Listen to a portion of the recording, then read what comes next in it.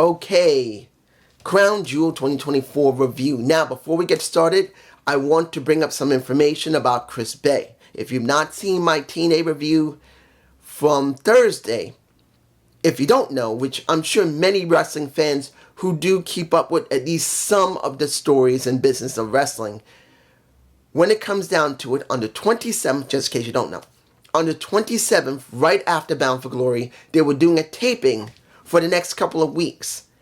And Chris Bey was in a match with the Hardys, along with Ace Austin, of course. It was an attack match. But there was a freakish accident and Chris Bey injured his neck. Seriously. He had to be rushed to the hospital. He is alright. He got neck surgery. It is successful, but it is obvious from the neck surgery and the way they're describing it that it was very serious, and it's going to take quite a while for him to recover to be able to ever go back into the ring again. Now, I want to make this clear to anyone if they see certain information, maybe even a rumor, which I'm telling you right now, it is not true, because I checked also some of the YouTube channels that talk about pro wrestling. There was one, has a low number count, probably about a little more than me. I don't remember who he is. I didn't really check because I'm not going to oust him for lying about it. But on his YouTube channel, he talked about Chris Bey, but he talked about Chris Bey having the surgery because he got injured and TNA releasing him. TNA, and understand, I've checked 5 sites. There is no evidence of Chris Bey being released by TNA after the surgery. As far as it shows, there is no proof of that. He is still on the roster. He's still considered a member of TNA. Now, I want to bring up some more information. So far, the GoFundMe has been set up by Chris Bey's family. And so far, at least of the current reporting, it is up to $85,000. Now, I don't know if it's higher than that, but it should be at $85,000. That so far has been done. Now, also, when it comes to Matt Hardy, he also did a report, and I believe it was on Fightful Select. He talked about what happened in the match. I'm not going to go into detail. You can go check it for yourself on Fightful.com, FightfulSelect.com. And he talked about when they realized he got injured, he was rushed to the hospital. He had found out about what was going on after that, about him basically being alright, that the surgery was successful, but it's going to be a long process. He talked to Ace Austin, and Ace is very close to Chris Bey, where he's been told he's alright. He did do a FaceTime with Chris Bey.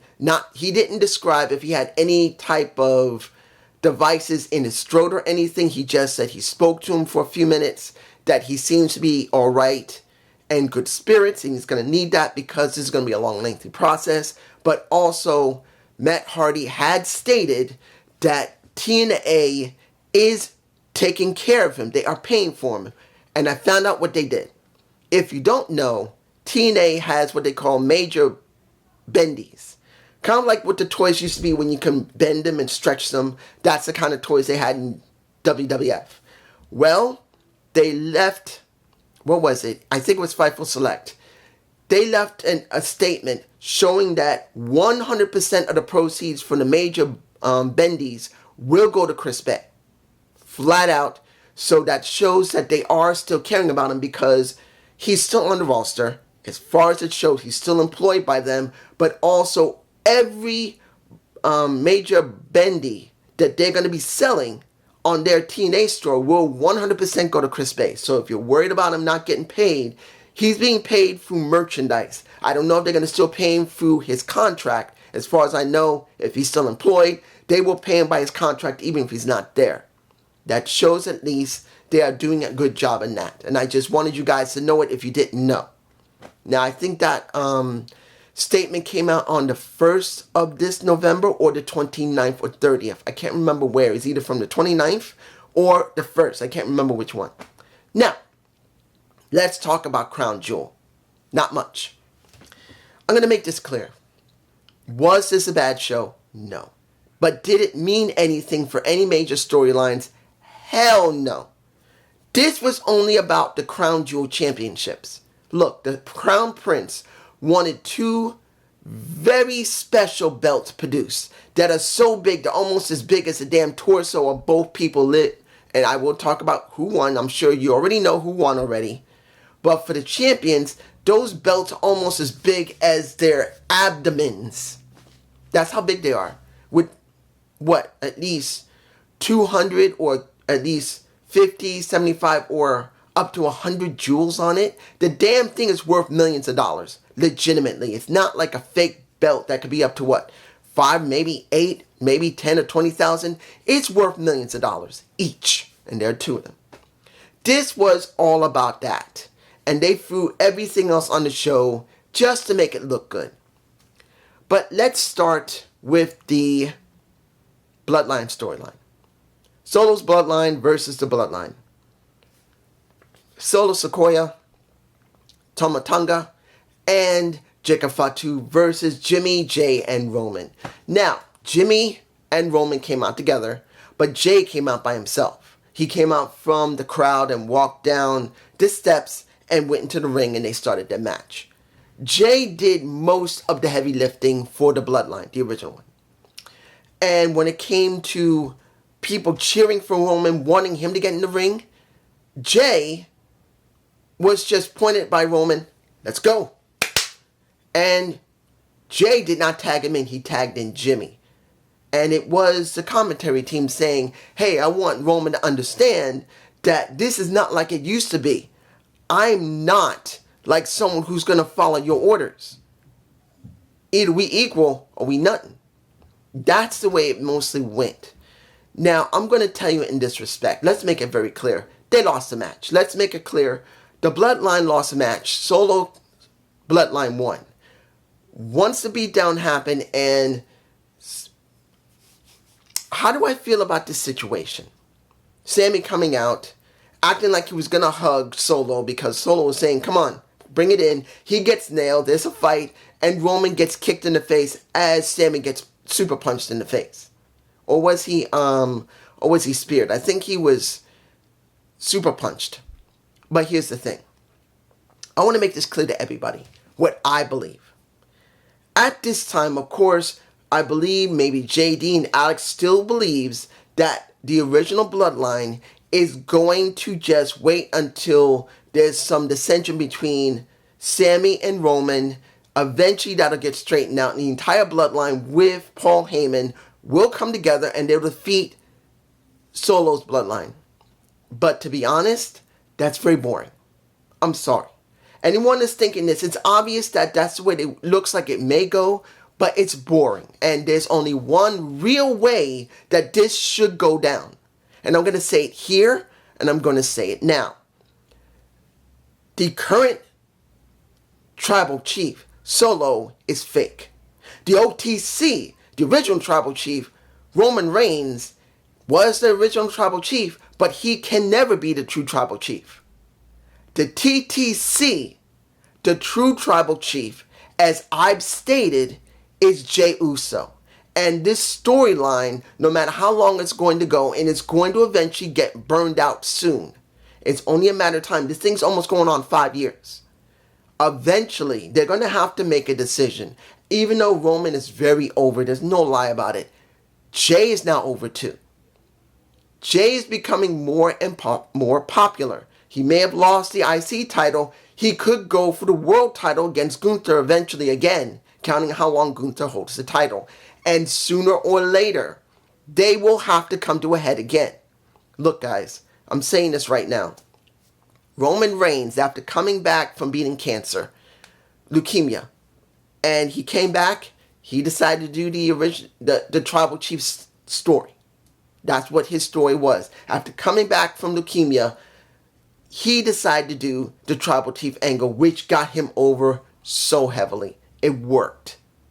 But the first person to help him make it work was Jey. Not just the wise man of Paul Heyman, it was Jey. And as time went on, and as it was described, the next tribal chief was supposed to be Jey Uso.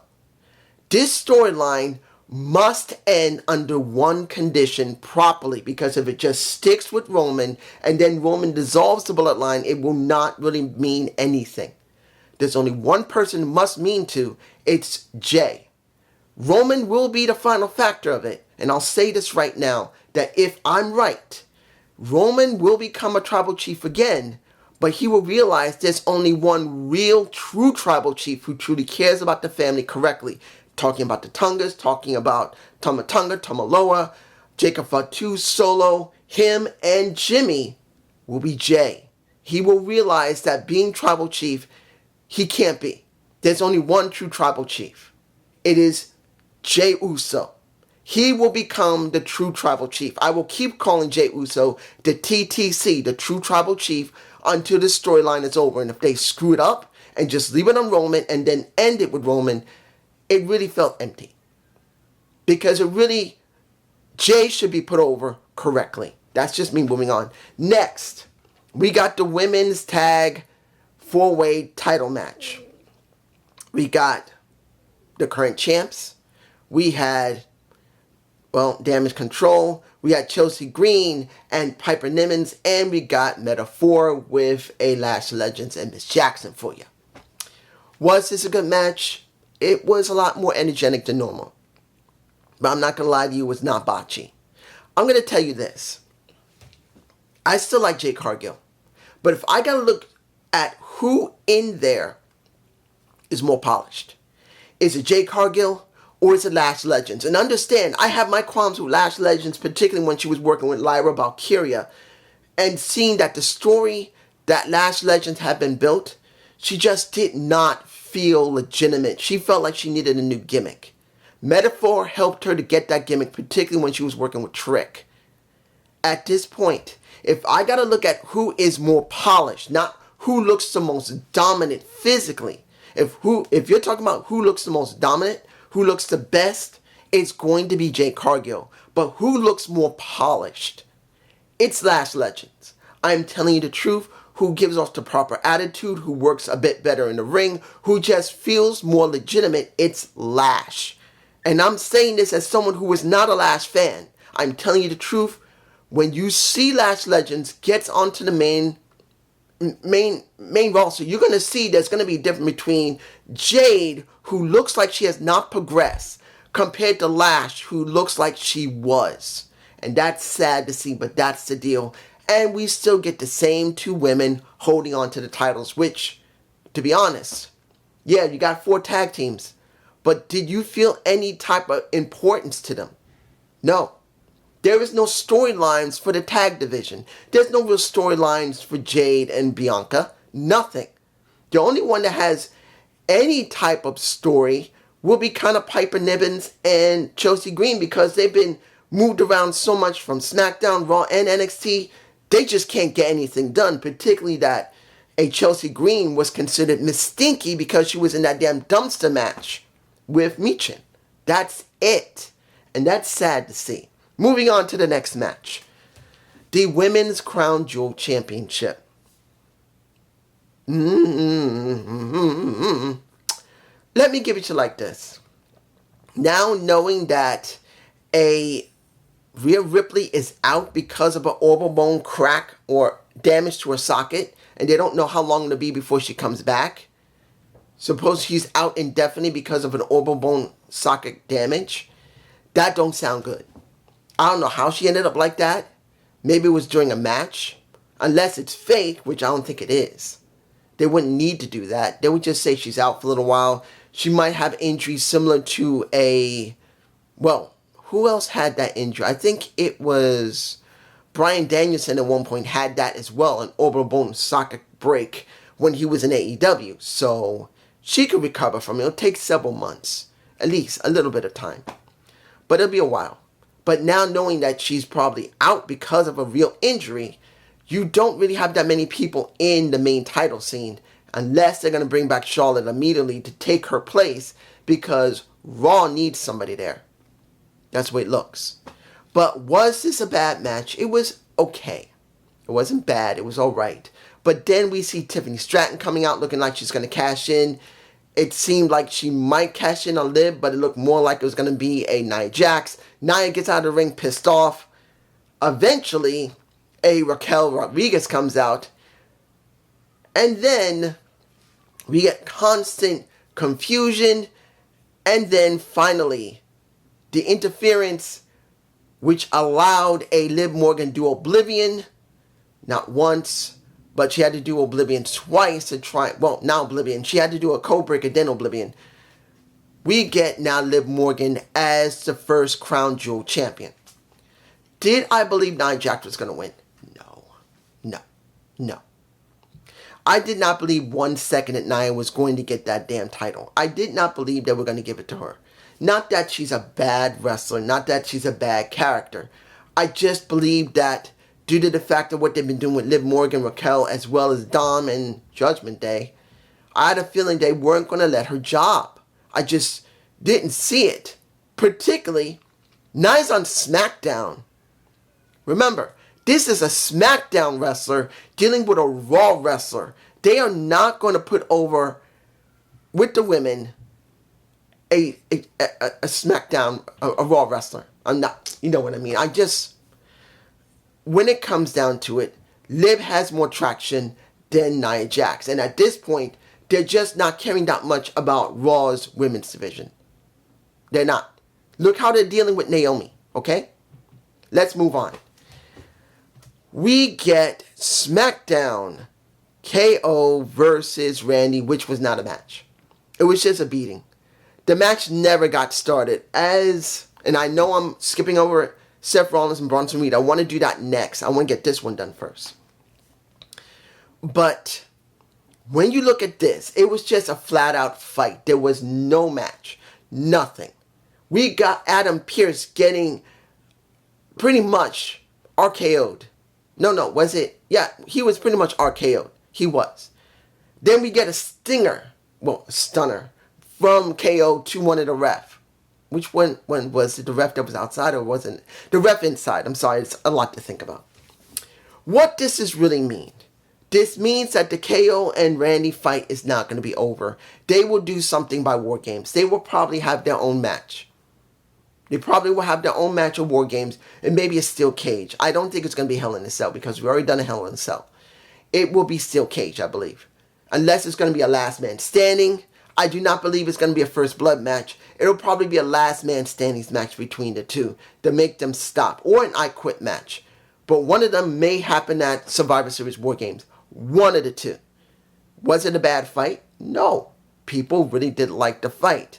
Seeing that KO decided to do such a high-flying move on Randy with that back of his. And almost forgot. When it came to the 4-way Women's Tag Championship.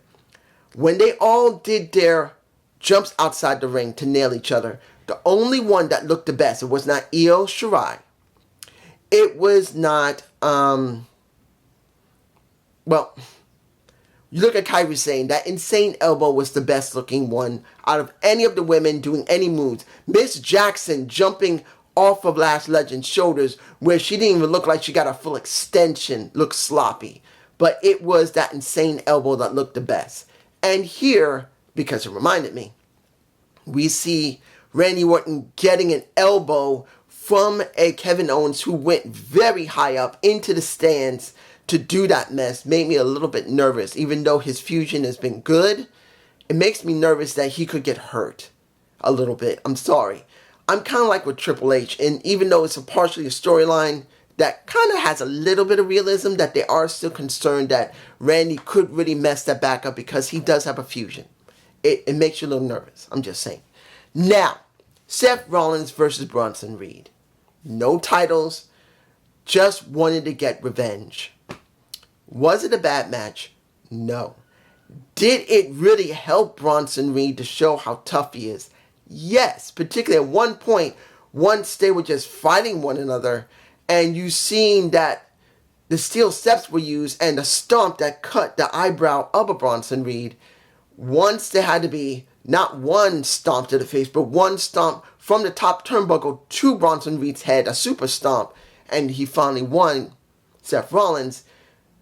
Bronson Reed got back up like it was nothing once he recovered very quickly. And I believe it was Seth Rollins saying, "What the fuck are you made out of?" He says, "I'm coming for you. It's not over." But then Seth said, "Do whatever you want. I'll make you famous again." Here it is. It did look good for him. it did help to show how dominant he is, but he still lost. Now, in most cases, many people say, well, that's good. Then they can continue building it. But the question is, what would it gain a Bronson Reed once this is over? Sooner or later, they got to do something that's going to mean Bronson and Seth will have to be separated from the shows. If they do a draft, then Seth or Bronson will go to the other show. But it's going to be a question, which one? And in between this time, what else would they do? Would they do like a last man standing match? Would they do a steel cage match? Will they be in a War Games match? That's going to be the next question. Okay. Here's what gets upsetting for me. Because the triple threat for the U.S. title felt like nothing. I'm sorry. You got Andrade El Idolo. You got a Carmelo Hayes. Did a best of 7 before they even talked about being a best of 7. It was like when they started fighting one another, and instead of announcing it being a best of 7, where either one of them had a match, and then pretty much the general manager, Nick Aldis, said, okay, you guys can't stand it. Let's do a best of 7. Clean slate, start from there. We didn't get that. It was the best of 7 while they've been going at it. And it felt kind of lost. That's the way it felt. But then you put LA Knight in it, and he's gone through them both. And the kicker here is that, yes, LA now has dealt with each of them separately. He had to have a match together with them. But does that really give LA Knight anything as the U.S. champion? No. A lot of times you want the new guy here who is the champion to go against someone here and go against somebody here. You want him to be elevated a little bit more, particularly if he's the first champion of it. He's never been a champion in WWE. TKO WWE. He's never been champion. You want him to be elevated by your roster. You just had him be not elevated, but kind of lowered by 2 guys that are under him. LA Knight worked with Logan Paul, and he raised it here. Yes, Logan was here, but because of his star power, because of his work in the ring, he was here. And it made sense to put him there because he's a celebrity that can freaking wrestle and can talk. It's not the point if you like him or not. It's just what he represents. And he's here. And once he won that title, LA Knight came up here. And then we don't see Logan. But then you got El Idolo and you got Carmelo. You gave them both time to work together. And now you got to use them both to try and help LA, but try and help them. And LA would be needed to help them. But it was like they were using them to help LA, but then it didn't. I'm just saying.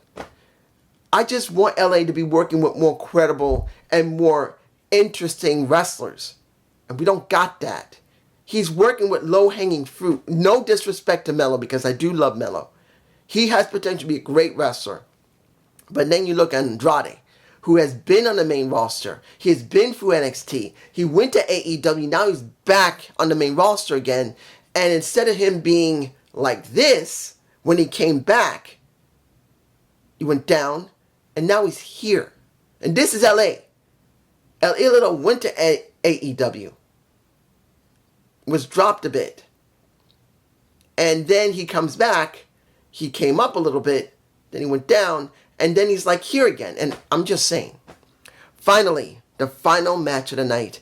And that is the men's Crown Jewel champion versus, well, what am I saying? Let me give it to you like this.